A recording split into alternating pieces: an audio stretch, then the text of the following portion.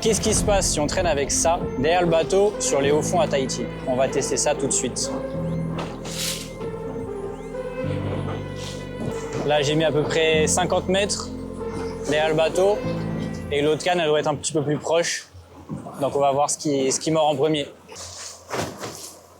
Donc là, on est sur les hauts fonds et le but, c'est de localiser les poissons, savoir s'ils sont plutôt en haut, sur les plateaux, sur les cassants ou plutôt au fond.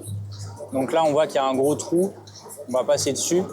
Et après, le but, ça va être de longer ces zones-là où ça passe de 30 mètres à 8 mètres. Ça peut être une zone de fréquentation de prédateurs. On va voir.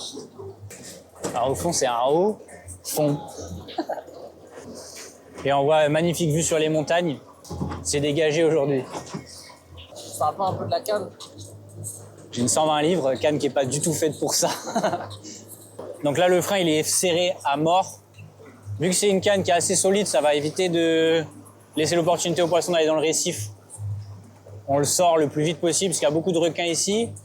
Des requins, du récif. Donc le but, c'est de pêcher avec des cannes assez puissantes pour pouvoir extraire directement le poisson de l'eau. Et voilà, quoi, les mettre dans la glacière, hein, vous payez.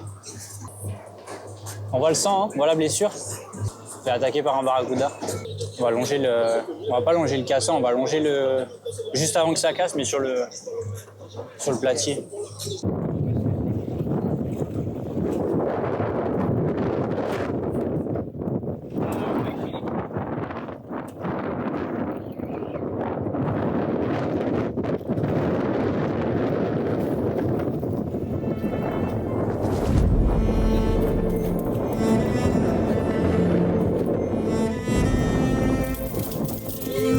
Elle est belle en vrai. C'est juste la canne qui est fat.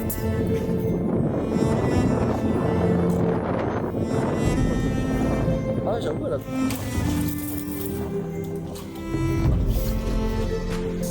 Et voilà, petite carangue à la traîne, bien bleu. Ouh, on va bien manger.